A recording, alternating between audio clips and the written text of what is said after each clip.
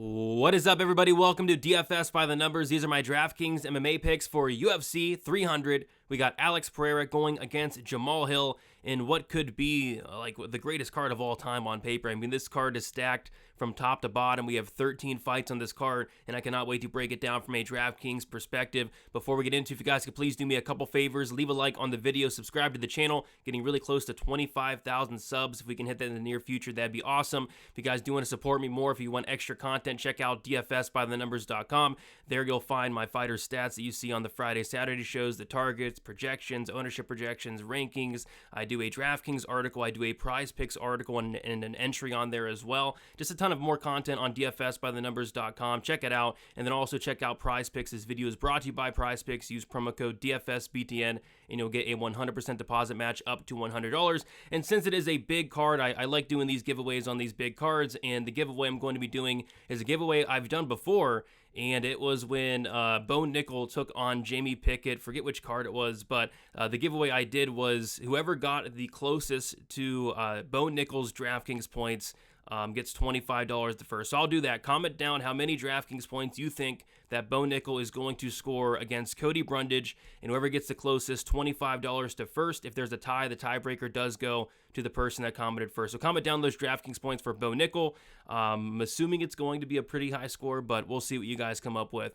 And yeah, with all that out of the way, I say we get right into it. We're going to start with these fight doesn't go to decision lines. And yeah, speaking of Cody Brundage, Bo Nickel, we have the fight doesn't go to decision sitting at minus 1,600, which I can't remember the last time we've seen a fight doesn't go to decision sitting at minus 1,600. I guess maybe the Jailton Almeida, Derek Lewis fight was probably around there, and that went the distance, but this one I don't think goes the distance here, and I think it's, Bo Nickel taking down Cody Brundage here and probably finishing him on the mat. I think it's a tough matchup for Cody Brundage, hence the line. Like, Bo Nickel is anywhere from minus 2,500 to minus 3,333 I saw.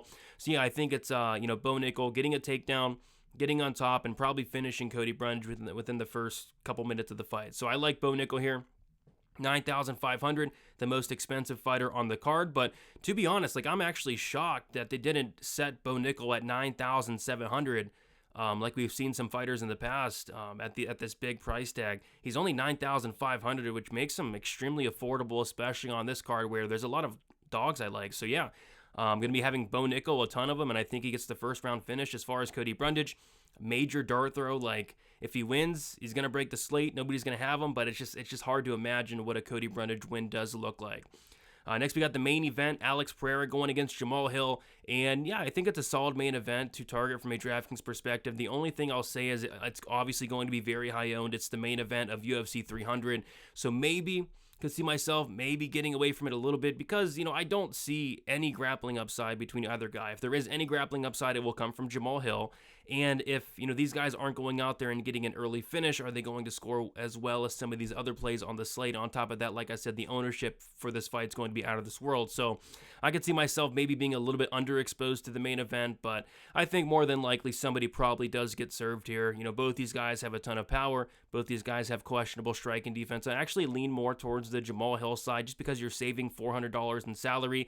And I think, like I said, if there's any grappling upside, wrestling upside, it does come from Jamal Hill.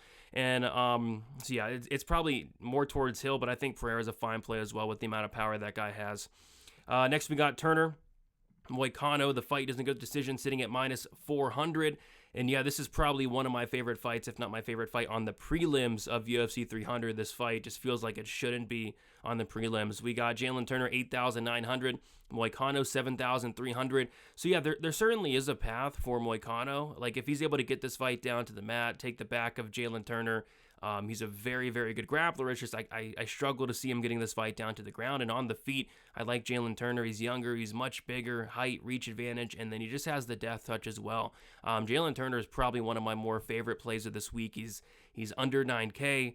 He has a ton of finish upside. Obviously, he has a 100% finish rate, and I think he has a good chance to knock out Hoynato Moicano, who's been knocked out multiple times in the UFC. So I love me some Jalen Turner, but Moicano's not the worst play in the world. There's not a ton of plays I like that are down low this week. Like, you got Brundage down there, Holly Holm. Like, it's not great down there, but Moicano, he has a path, and I think he's certainly an okay underdog this week, but I'm more so on the Jalen Turner side myself. And then we got Arman Tsarukyan going against Charles Oliveira. This is a Charles Oliveira fight, which means the fight must be targeted. We got Arman Tsarukyan 8,700, Charles Oliveira 7,500. Now, this is a fight where I do want to target both sides. You know, we've seen Charles Oliveira hurt. He's very tough to get out of there, but he has been hurt a lot. And Arman Tsarukyan definitely has a chance to knock him down, get on top, and pound him out. Or there is a path there in terms of Arman maybe taking Oliveira down across 3 rounds. Like there's definitely paths for Arman Tsarukyan. It's just, you know, seeing Charles Oliveira at 7,500 really against anybody outside of, like, you know, Islam Makhachev. You know, seeing him at his price tag against anybody, it is very intriguing. Charles Oliveira, incredible DraftKings scorer, incredible finisher, and, you know, I think he's live to finish Tsarukyan as well. So I think Charles Oliveira is one of the more intriguing dogs on the card, but you cannot ignore Arman Tsarukyan in that same sentence. I think this is a fight that is borderline must target for me. I think both guys have a path to score very well. Let's get into the core plays here. We got Bo Nickel, 9,500, expensive, but honestly, not expensive enough. This is a guy that, like I said, is as high as minus 3,333 on a book I'm looking at right now. You know, Bo Nickel, his floor is probably like a first-round finish. His ceiling is like a 60-second finish. I mean, he's done it before. But yeah, I think Bo Nickel gets a takedown here. I think it probably only takes one. I think he's going to rack up some control time. He's going to probably rack up some ground strikes, and he's probably going to get a first-round submission. You know, could you fade Bo Nickel here?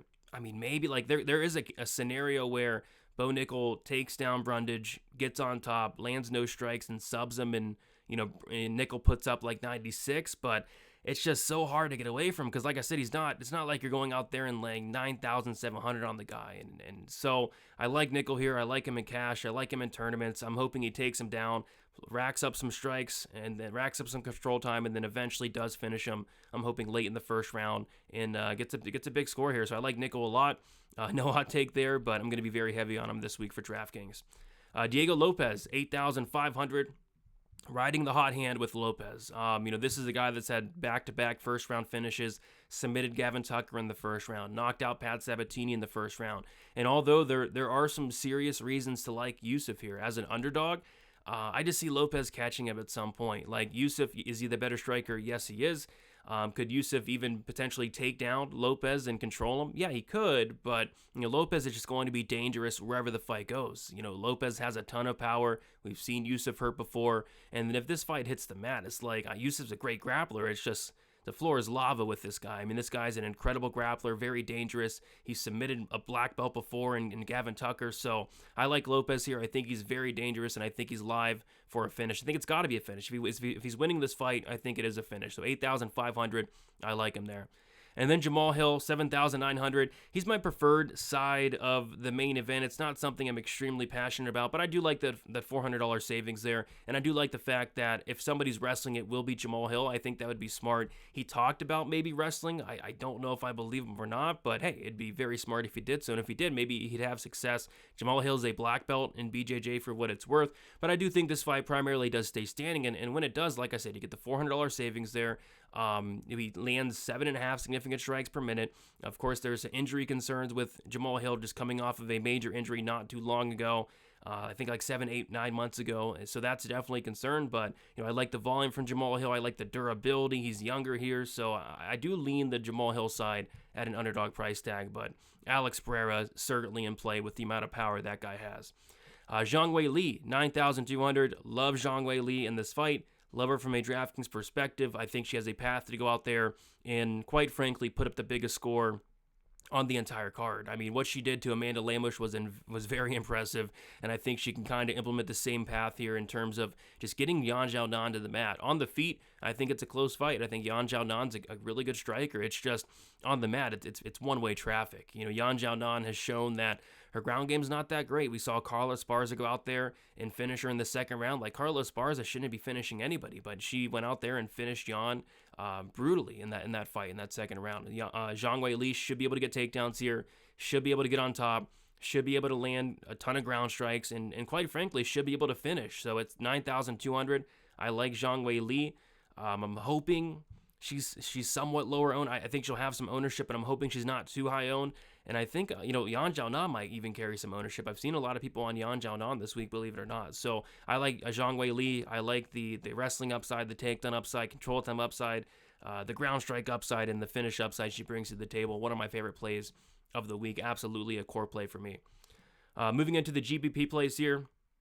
Tournament plays, we got Jalen Turner, 8,900. Yeah, borderline almost a core play here for me for Jalen Turner. I really do like him in this matchup. I think it's a tough matchup for Moicano. Moicano's going to need to get this fight down to the mat, and I just think that's going to be easier said than done. Jalen Turner's takedown defense is very good. We saw it against Mateus Gamrot, was able to stuff the majority of the takedowns, and when it's on the feet, Jalen Turner, he only needs one to land to really hurt you. I mean, this is a guy that it doesn't look like he's hitting hard, but when he touches guys, they fall, they wobble. Jalen Turner has ridiculous power in his hands. I'm not sure how he makes lightweight, but he does, and he's going to have a massive size advantage here. So I like Jalen Turner to go out there and probably get a finish in the very first round. So at 8,900, he's not too expensive. He's less than 9K. I like Jalen Turner quite a bit. Like I said, borderline almost a core play for me. Justin Gaethje, 8,800. This Gaethje-Holloway fight is a must-target fight. I mean, I struggle to see how this fight's not on the optimal lineup. You got Gaethje, 8,800. Max Holloway, 7,400. Both these guys have a ton of volume. Justin Gaethje has the power advantage here, obviously. Justin Gaethje hits very hard, and although Max Holloway's never been knocked out, never been knocked down, if somebody's going to do it, it's going to be Justin Gaethje. It's a fight that I'm going to be nearly 100% owned on. I personally do kind of like the Max Holloway side, especially with how much salary you're saving. I think this price tag for Holloway is extremely disrespectful, but like I said, Gaethje has volume, he has power, and maybe he is the first person to finish Holloway. So a great fight to target, great fight in general, but yeah, Justin Gaethje is absolutely in play this week. Alex Pereira, we talked about him a little bit, 8,300, has a ton of power. The volume's decent. Jamal Hill's very hittable. Jamal Hill's coming off of a surgery, a layoff as well. Alex Pereira, if he lands that left hook, you are probably going out. And Jamal Hill, although durable, like I said, if he does land clean on you, he could get him out of there. So yeah, Alex Pereira, I'm personally on the other side with Jamal Hill, but Pereira in the main event has knockout upside. I think is a fine play. And then Arman Tsarukyan, 8,700. I think this is another borderline must fight to target. It's an Oliveira fight, and like I talked about earlier, both guys have paths. Arman has a couple paths. So although I actually think Oliveira is extremely live in this fight, I see why Tsarukyan's the favorite. He has a bunch of paths here. The first path would be clipping Oliveira on the feet. We've seen Oliveira hurt a ton throughout his career. Another path would be taking down Oliveira, staying safe on top, avoiding the submissions, and racking up control time, takedowns, all that. So yeah, there's some paths there for Tsarukyan, and I think both those paths do score very well. But we'll talk more about Charles Oliveira. I'm personally more on the price savings of Charles Oliveira, but Arman Tsarukyan has some finish upside in his own right. All right, let's talk about the Prize Picks play of the week. Kind of a cop-out here, but I mean, how can I not give this one? Justin Gaethje, more than 0.5 significant strikes on Prize Picks. They're doing a nice promo there. If you guys want to check it out, use promo code DFSBTN. Free square. I mean, I don't see in what world Justin Gaethje doesn't go out there and land one strike. I don't see in what world that happens. So originally it's 100.5. You get it at 0.5. Go check it out on Prize Picks. And on top of that, I'll be getting out my Prize Picks video nice and early this week as well for the UFC 300, talking through my 10 plays. Already have them written down and hoping to continue to kill Prize Picks. Started out the year cold from a Prize Picks perspective, but this last month has been very good. So hoping to keep it rolling. I'm going to be putting this in my Prize Picks entry this week and maybe come out with maybe a 3 or 4-piece Prize Picks play for this week with this thing included, the free square to bump it up a little bit. So guys, check it out. If you guys have not checked out Prize Picks, now is the week to do it with this Justin Gaethje free square.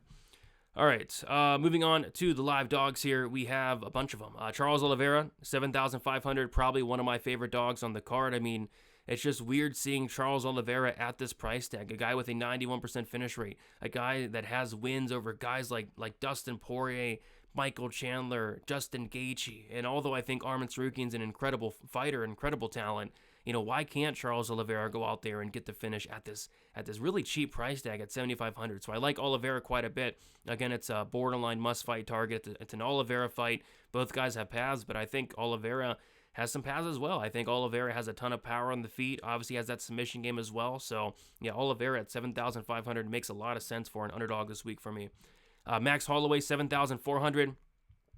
Seeing Max at this price is crazy. Like, Max Holloway is one of the DraftKings GOATs. Like, this is a guy that is landing over 7 significant strikes per minute. This is a guy that can go the full 25 minutes if need be.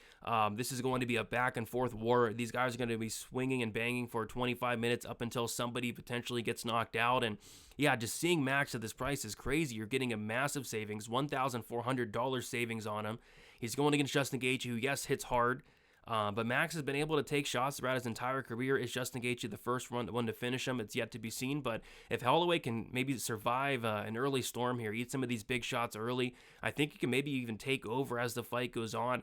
The volume of Holloway, he can carry it for 25 minutes, and maybe he can get a late finish or maybe get a decision winning these later rounds as well. So I think there's some paths for Holloway, and at 7,400 for a guy that can rack up this much volume over the course of 25 minutes. I mean, sign me up. But yeah, this is my favorite fight in the card. That Gaethje Holloway fight is crazy. And then we got Yuri Prochazka 8,000. Yeah, another great play here. So I'm conflicted on this one. I think it's a very tough fight to call this Rakic Yuri fight. But with Yuri, you have a guy with a 97% finish rate in a 34 fight sample. Like, if Yuri's going to win this fight, he's going to win it by finish. Alexander Rakic has been finished in 2 of his 3 losses. He's coming off of an injury. He's coming off of a layoff. And Yuri's going to bring the fight. Yuri's going to force a car crash. Every single Yuri Prochazka fight is an absolute car crash. So I think somebody probably does get served. And I think Yuri's very live to do the serving here. He's done a lot of it throughout his career. So yeah, Yuri at 8,000 for a guy with a 97% finish upside. Just a complete wild man. I don't mind some Yuri as a live dog from a DraftKings perspective. And then Jim Miller, 7,600, absolutely a live dog. I worry about the durability of Bobby Green at this point. This is a guy in Bobby Green who, yes, he's younger than Jim Miller, but has just as many fights as Jim Miller. He's taken a ton of damage. Bobby Green, especially late, he took a life-changing damage in that Jalen Turner fight where, the fight should have been stopped like 30 punches prior. So, Jim Miller, he's super tough even at 40 years old. He hits very hard as well. Bobby Green with that hands-down style, although Jim Miller doesn't have as much power as a Jalen Turner or a Drew Dober. Jim Miller still does crack and can crack, and I can see him potentially hurting Green here. And then obviously if the fight does hit the mat, although Green's a very good grappler in his own right, Jim Miller's no joke on the ground as well. So I think Miller does have some paths here, and at 7,600 I think he's absolutely a live dog. Getting into the pump plays here, yeah, like I said, guys, not much sticking out from a pump play perspective at all. Like, it's kind of ugly down here. You got Yan Xiaonan, who I know some people will like for sure. I don't like it. Holly Holm, absolutely not. Cody Brundage, no thank you. Like, it's rough. So I guess Renato Moicano would be like that one guy. The fight doesn't go decisions, minus 400. Moicano does have a path here. Like, if he gets the fight down to the mat, the path is there. He's very dangerous. Even his striking solid. It's just, man, Jalen Turner's a problem. So I'll be sprinkling some Moicano. I'm more so on the Turner side, but he'd be like the one guy down low that I don't mind taking some shots on. And then a fade. I'll be honest. Like, I struggled to pick a fade this week. I'm not fading Bo Nickel. I'm definitely not fading Zhang Wei Li, Jalen Turner, Justin Gaethje, Arman Tsarukyan. Kayla Harrison. Like, I think Kayla Harrison has some upside with the takedowns, the control time, maybe even a finish upside for Kayla Harrison. Figueiredo would be the one fade if I had to, pick one. Just due to the fact that just the way I see this fight playing out, I could see this fight being like a very slow-paced fight, like a lot of Cody Garbrandt fights have been as of late, because he has to fight that way. Cody Garbrandt can't go out there and get into a slugfest, or he's getting knocked out. You look at a lot of these Cody Garbrandt fights, he's landing like 20 to 30 strikes, the entire duration of the fight. So I could see it like a slower-paced fight, and basically you're just fading that first-round knockout. If Figgy gets a second or third-round knockout, he's not paying off this price tag. I think it's going to be a very low-paced fight with not a ton of strikes landed. But, he could knock out Cody, and it could come early. So I don't think it's something I'm going to fade outright, but he's probably one of my least favorite fighters up in that top range. The top range is just stacked this week. And there you guys have it. Thank you so much for watching. Don't forget to leave a like, subscribe to the channel, and then drop down your prediction for Bo Nickel DraftKings points. Put it down below. Again, $25 the first. If there's a tie, the tiebreaker will go to the person that commented first. And yeah, check out the website, dfsbythenumbers.com. Got my stats out already. Got some targets, projections out there. I'm going to be working on my ownership projections, the DraftKings article, the Prize Picks article. That'll be out early in the week as well. And yeah, lastly, promo code for Prize Picks DFS BTN. Go get yourself that free square on the Gaethje side, and let's make some money this week. And yeah, guys, best of luck for UFC 300. See you later.